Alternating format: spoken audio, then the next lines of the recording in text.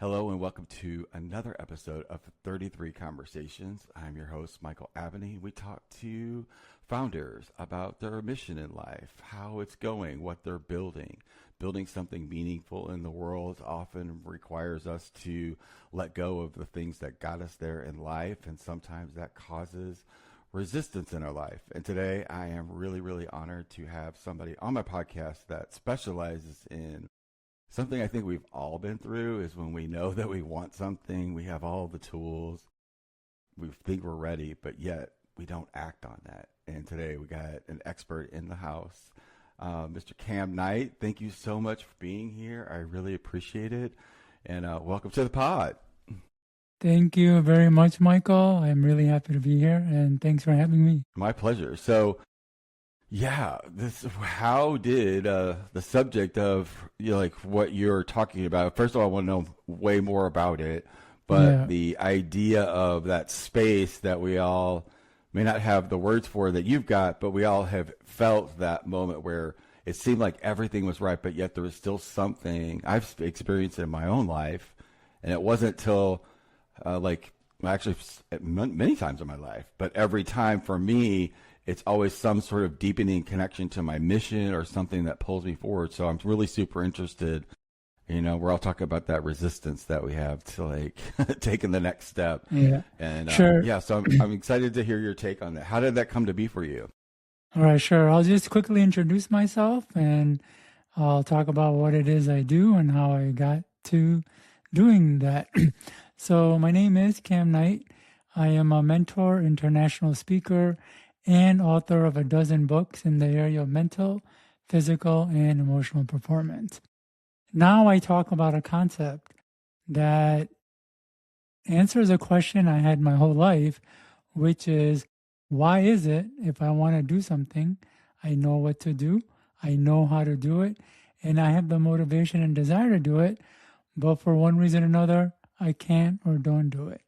So in a lot of ways, I have all the tools and I have the solutions, but I'm not putting the tools or solutions into practice. So how it all started is, for most of my life, I was a fairly driven individual. And what I tell people is it's kind of hard not to be, because nowadays there's so much personal development and people are always telling you to do more and be your best self, whether it's on some sort of feed on Instagram, whether it's in a movie, whether it's Oprah, or just really society at large. And growing up, I always wanted to do more, have more, and be more in life. And although I had my fair share of success, in a lot of ways, I felt like I fell short, missed the mark, or the success was much more difficult and stressful than it had to be. And I wondered why that was. Like I said, why is it if I know what to do and I have the solutions, for some reason or other, I can't do it? And unfortunately, at the time, there were no clear answers. The best answer I came across was related to beliefs, that you need to have positive beliefs, or that you may have limiting beliefs, or that you need motivation and discipline. And I think they are an important piece of the puzzle, though I think they're a much smaller piece than people realize.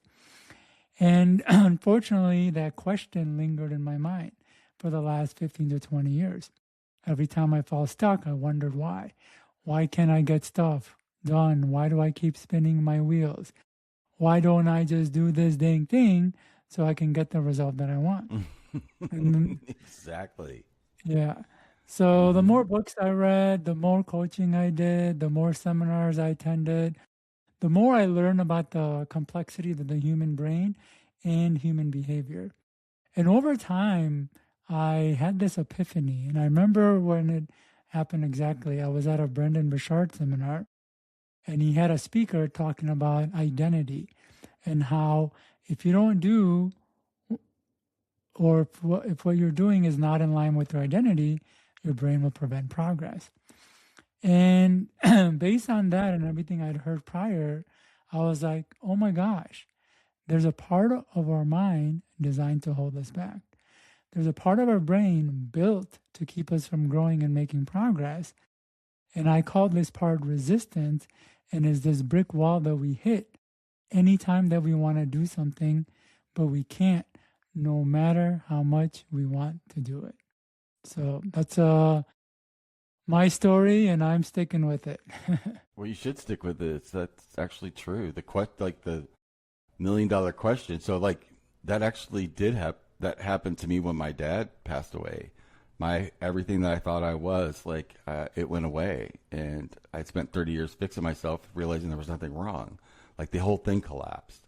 It was Yeah, scary, but at the same time, I was aware enough that I knew that I could create what I wanted my identity to be, not what the past had told me to be about it. So mine happened by force. I mean, well, the force of nature, like just life happening, but all of it culminated in that moment to cause that break. I literally wrote a book about it called Identity is Fluid. So I 1,000% know exactly what you're talking about. But yeah. how did you break that? What was the question or code that you broke that for yourself without having an external event? Or did you have an external event that popped that open for you? Yeah, so what's really important to understand with resistance, it's not just identity related. So identity is one piece of it. And the way resistance works is we have one part of the brain that creates wants and another part that gives us the green light to act on that want. So this is really important. One part actually is responsible for creating wants and desires, and it's more or less creating endless wants one after another. It doesn't check to see if you have the time, energy, or resources to achieve the want. It simply creates wants. And in many ways, it was never meant to do anything more than that. And so, in a lot of ways, it's really just out there creating endless wants one after another without any sort of restraint or checking to see if we have the time, energy, resources, or if it's safe or worth doing. And then we have another part of the brain that evaluates the want to make sure that we have the time, energy, resources, and all of that to do it. And so anytime we have a want and desire, this part of the brain, which I call resistance, analyzes a want using a whole host of criteria. And if that desire is not in line with any of the criteria, it will prevent action. So it really helps to think about standing before a panel of judges or board of directors. Every time a desire comes up, it goes through all of them. And if even one of the members is against the idea, it won't pass. So what's really important to understand about resistance is that it is possible for a person's brain, one brain, to both create a desire for something and at the same time keep us from going after it. And so a lot of times when people experience this tug of war where they're wondering if they should do this and then saying maybe not, or they're deciding between two different things, it's really because of this. There's one part of the brain that's creating want and another part is saying no. And what's even more important to understand is that the identity piece is really one criteria the brain evaluates. There's other things that go on as well. It could really be related to beliefs, as I mentioned when I first got into this. The biggest reason for what was holding us back that was being talked about had to do with limiting beliefs. And again, there's more to it than just beliefs and identities. It can go into a whole host of criteria. And in my work, I found there's at least a good 25 to 30 criteria which deal with authority issues, self-image, how peers from our past may think or perceive us. It goes into demographics, even inner child, and all of that. And so if we're just talking in terms of identity, plus if we're trying to do something that goes against our identity, resistance will arise. And if our identity gets pulled from under us, then it's hard to do anything because the brain doesn't really know what our identity is. It doesn't know what we should be doing or what we should not be doing. And yes, I did confront this identity thing a couple times. And oftentimes I do get asked, does one ever get over the resistance completely? And I say no, because every time we grow or we want to do something new and different, resistance will rise. And because there are different criterias, we hit up against those criterias. So when we're doing one thing, let's say when we're going through school or college, we hit up certain criteria of our resistance.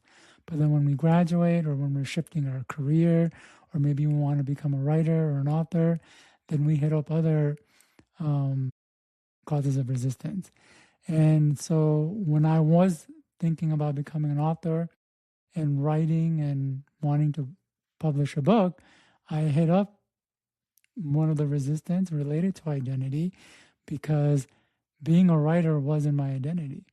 My identity was being an accountant, the numbers person, and writing and words was a whole different realm. And so it took much longer and much harder than it needed to be to write my first book and get it out there, because resistance was showing up. And why was it showing up? There was many reasons, but one of them had to do with the fact that I was hitting up against my identity. I hope that makes sense. Well, it does make sense. I have a question. So, have you figured a way out of it? Or you figured a way to be with it? Or what? So that's obviously a problem, right? So how is your research or your what you've got provide a solution? Or what is the solution? Yeah. So this is a question that helps to ask a little bit later down the road, so we can understand resistance a little more. And the first thing I would say is, when it comes to overcoming resistance, we need to work on the cause of the resistance. And a lot of times people are using cookie cutter solutions, or we'll hear a tip and technique that says it'll help us move past this block or help us take action and overcome procrastination. And it works for some people, and oftentimes it doesn't work for a lot of people. And that's because it is addressing a specific resistance. And for a person who has that resistance, it ends up working for them and they can move forward. And then oftentimes we'll see that person using a tip or technique, and then when we try it and it doesn't work, we feel a little discouraged because we see it working for someone else, but it's not. And the reason it likely doesn't work for us is, one, it's likely not the same resistance that we have. Or if it is the same resistance, we might have a couple other layers of resistance that we need to address before we can actually have progress. And so a lot of times people kind of like a minefield. Yeah. It's like all these little bombs that you don't even know where they're at or where they came. It's like, yeah, I totally understand like the feel that you're, and kudos to you for taking this on too. This is a space where you got to be really present, right? Like when you're working with people, because we're in the middle and we're all mirrors of each other, and you had to probably develop yourself in a way that you become pretty what's the word I'm looking for? Like you don't have any buttons to press, right? Because we're dealing with, like, when you're in somebody's consciousness where you're working with them like this, that's a really delicate space. I'll put it like that, because I've done it for 30 years, so I understand exactly what you're talking about. There's no defense mechanism there. It is what it is. How did that happen? I know that that's a hard thing to master. So like, where did that come from? So I think one of the reasons I've gotten so good at the topic of resistance is because I've had a lot of resistance in my life that I've had to work through. And like I said, I wanted to do something and I would feel stuck and I'd wonder why. and I'd go learn something or try something. And a lot of stuff worked, but because I had so many layers, I had to work through so many layers. And because I had to work through so many layers, I Mm-hmm. realized the depth of the complex nature that the brain creates in terms of deciding what we can or what we can't do. So in the beginning, I did have a Yeah. lot of limiting beliefs. And what's interesting about beliefs isn't just about what you think is possible, but what you think is possible for you. So you might think something is possible to do or it's possible to have success with. Like, yes, Yeah. it's possible to write a book and publish it and be successful. But then when you go to write it, you may have a deep down underlying core belief. It's so core you don't notice it that doesn't believe it's possible for you. So as you start writing, this deep down feeling that doesn't believe it's possible starts to create roadblocks and makes things harder than it is. So then I had to work through my own beliefs. And then as I'm making progress, I am moving out of my comfort zone. And the brain doesn't like when we move out of our comfort zone. They talk about I comfort hate zone it. being a zone of comfort, but it's really not a zone of comfort. It's actually a zone of familiar. And that's because majority of our comfort zones aren't actually comfortable. They're actually painful and often annoying. But we stay in them because part of the brain knows what we can do and expect, and it's okay with that, even though it's painful. And anytime we do anything, especially something new, we're going to move out of the comfort zone. And then a part, yeah, the warning starts going off to resistance, like, uh-oh, we're moving out of that. So then I work through that. And then there is also another reason for resistance has to do with self-image. So a lot of people have created a self-image of themselves where they see themselves as cool, smart, tech savvy, or that they have this great story or they're this great artist and musician. But they'll Mm-hmm. rarely apply themselves or put themselves out there because if they experience difficulty, then they have to face the fact that they're not this great self-image they created for themselves. So I was dealing with Yeah. that as well. I had this self-image that I knew what I was talking about, or I had some answers and solutions, right? But then as I'm writing my book or wanting to talk about it, a part of my starting to feel like, oh wow, if people don't resonate or like what I have to say or it doesn't work, I have to face the fact that I'm not as smart or cool as I think I am. And so it's much Yeah. easier not to do the thing and hold on to that self image Mm-hmm. than to do it and prove myself wrong. So then there's another layer of why resistance would come up. And here's another Yeah. layer that doesn't get talked about, but a lot of times resistance to a task or activity, and we'll use a running example of writing a book, comes up not because of the task or activity, but what finishing or completing it would lead to or bring. So in the case of writing a book is already hard, but once you finish it, you experience some bigger Definitely. Yeah. challenges in one, Yeah. marketing it, and two, more importantly, receiving feedback and criticism. Because once your book is out there, you're going to receive feedback and criticism. So oftentimes, Yeah. if a person is sensitive to feedback and criticism, their brain will have them procrastinate and sabotage them on finishing the book now so they don't have to face something bigger later. And in this case, it's feedback and criticism. So that's another resistance I hit up again. And there are just layers too. One that doesn't get talked about, which I think would be really helpful for your audience to hear, has to do with authority issues. Authority issues relate to our unconsciously held attitudes toward authority figures such as parents, principals, priests, police officers, and even personal development coaches and mentors like ourselves. And so what happens is if a person is growing up where they're constantly being told what to do, what not to do, how to do it, and how not to do it, whether it's with parents, teachers, and other people, at a certain point, their brain gets fed up and doesn't want to listen to or do anything it's told.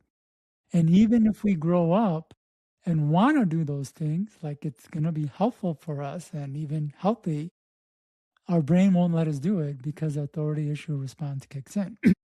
So I had that growing up. I had a lot of people in my life always telling me what to do. And at a certain point, I didn't want to listen to them.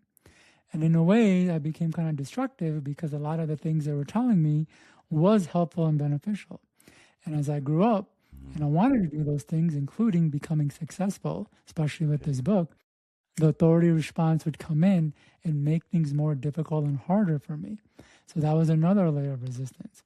So to circle back to your question of like, how I got into this or how I dealt with it is because I had so many layers to work through and I got a lot of experience in, getting blocked every time I was taking the next step and the processes of me wanting to move forward in life, whether it was with the book or with help or in business or in my career, I kind of got a really deep understanding of resistance. And now I can kind of see it in other people. It's almost very obvious when I'm working with someone to the point where I can just hear a few words of what they're saying and I could just see the whole dynamic that's playing out for them unconsciously. How the various belief systems, identity, their upbringing has led them to articulate those words in that way. And so I try to help them understand those things. But the challenge of resistance is that resistance is really good at stopping us from moving forward. It's so good at stopping us that it will shut out advice and instructions from people. And what's really crazy is even though a person goes out of their way to learn new information and hires coaches and experts, if they don't resolve the resistance will shut down their advice. I know a lot of people, and I did this myself. I would pay good money for advice, and then I would shut it down because, So this is how it kind of really gotten deep insight into the topic and also seeing it in other people. Well, that's how. Thank you for going through all of that. And, but now that I'm just curious, that one final question I'd like to ask you is that now that you've overcome those things and now your life produced, selling books and having it actually show up, how did that impact you when that flipped and when the evidence outside started to match your new reality? How did that? Was that uncomfortable at first until you get used to it? It is that's a very good question. And I don't get asked it a lot. And that made me just hit another resistance I had deep down. So I had feelings of undeserving and not enough or not being good enough. So a lot of why I was doing what I was doing, in many ways, I was trying to feel deserving and to feel good enough. So I wanted to do well in school so I can get a good job, make good money to feel deserving and good enough. And I did all that and I still didn't, which is why I wanted to write a book. Maybe if I wrote a book and it was successful, well, first it was like, if I can write a book, and I did write that book and I did get it published. And it's like my mind was leading me on with that carrot on a stick, the carrot on a stick. And I got the book, still didn't feel it. Then I started doing well with sales, still didn't feel it. Then wrote another book, still didn't feel it. So there was another layer of resistance I had. So although I got that success that I was hoping for, and even more, now I've written a dozen books that have gotten over 10,000 ratings on Amazon. I've sold well over 500,000 copies. And you would think I would feel good enough, but I didn't. And because I didn't, I kept taking it to the next level. And it's really how I developed this concept of internal resistance. After my 10th book, this is when my idea of internal resistance were coming up. And even though I developed this concept, and I think it really does a great job of answering a question that a lot of us has. Not only that, but it kind of answers a lot of gaps in psychology, especially how the different models really fit together in a nice way. And I do feel that this model of resistance does that. Still wasn't enough. And so that was another thing to work through. And I know a lot of people experience that where they are doing what they're doing, not necessarily or always because they like or enjoy it. That's part of it. But also they are trying to feel better or deserving or to feel like they are good enough and worthy enough. And they keep chasing success to feel that way, but no matter what they achieve, they don't feel that way. So that was another layer that I did hit up against. And so to answer your question, when I did get there, like, what was it like? Well, that's what it was like for me. It was like, it didn't feel like I actually did anything. Even though I put in all that hard work, went through the heartaches and heartbreaks and the inner turmoil, and I got to that level, it was like, well, yeah, but other people have written books too. That I had to do something that other people had done. Yeah. Well, yeah, maybe they haven't sold as many books as you, but there's some who've sold more books than you. It's like, okay. So it is kind of interesting. And this actually brings up a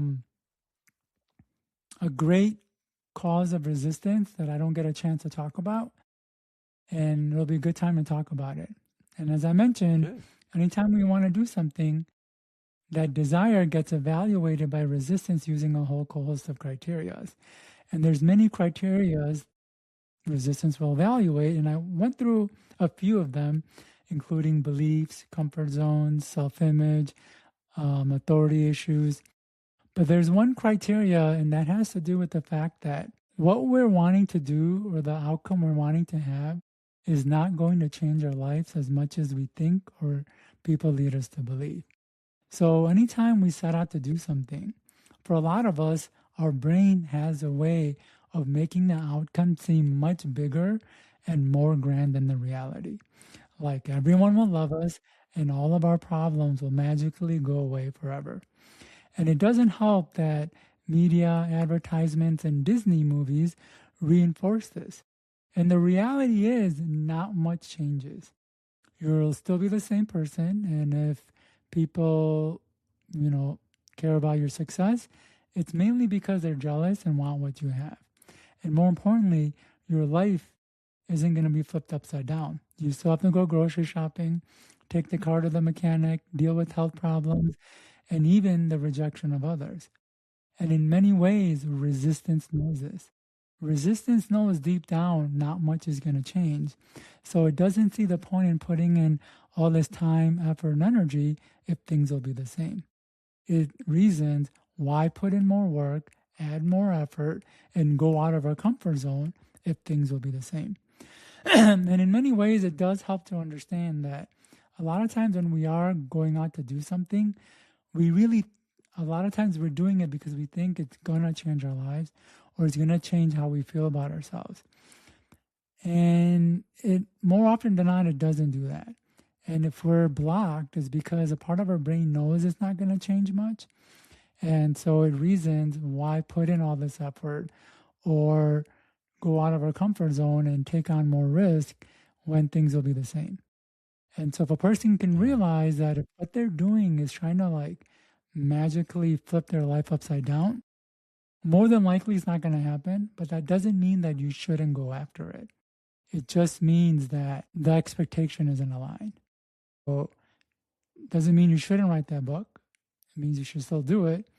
Just know that Oprah's not going to be calling you once you do. Does that make sense? Yeah. Well, this is an amazing conversation. I really appreciate it. It's like your passion for continuing to pull back the onion, you just kept pulling back the onion and the onion and the onion. So most people don't ever take the time to actually put the work in. So I appreciate it. And then being able to articulate that back is really super powerful. So I appreciate it. And it's been eye-opening. So where can people find your work at? Yeah, so I've got 3 free gifts for all the listeners here. One is called Prompt Engineering for Your Mind. People don't realize Okay. that the original Chat GPT was your brain, and we can actually Mm-hmm. prompt it to not only give us solutions, but actually take action on those solutions. So it's an easy way to overcome resistance. The second is with a second guide is called um, I'm blanking right now. Build habits and behaviors in your sleep. So it's possible to actually do a lot of the things that we're wanting to do by taking physical brute action, just by using a simple technique that I discuss in this guide that can actually help us create the habits and behaviors to move us in a more forward direction. And then the third guide is on this topic of internal resistance, and it's called End Procrastination and Sabotage. And it goes deeper into our conversation, talking about how our own wants can cause resistance, other causes of resistance that we didn't get a chance to discuss here, and then also how our resistance shows up. It shows up in tricks, and you'll know what I mean in that guide. And so you can get all Awesome. 3 free guides on my website at kamknight.com. And if anybody Okay. wants to do one-on-one work with me, one of the reasons I was able to go so deep is because I figured out a way to break the barrier between the conscious and unconscious mind. So I can take people into their unconscious mind. It's not hypnosis or NLP, it's a method I developed. And we work on the resistance inside the unconscious mind, dealing with the exact resistance a person has to the specific areas that they want to work on and improve. So if a person is interested in that, they can reach out to me at mentor@kamknight.com. Awesome. I'll include those links in the description box below. But appreciate you being here and sharing your wisdom with us today on Yeah, 32 thank you very much, Conversations. Malcolm. My Yeah. pleasure. Hope you guys got an absolute ton out of this. I know I did. I'm gonna start peeling back the onion right after this call. You guys got to have an amazing conversation with somebody you know, somebody you don't know. Just go have a conversation. Connect. We'll see you on the next one. Bye, guys.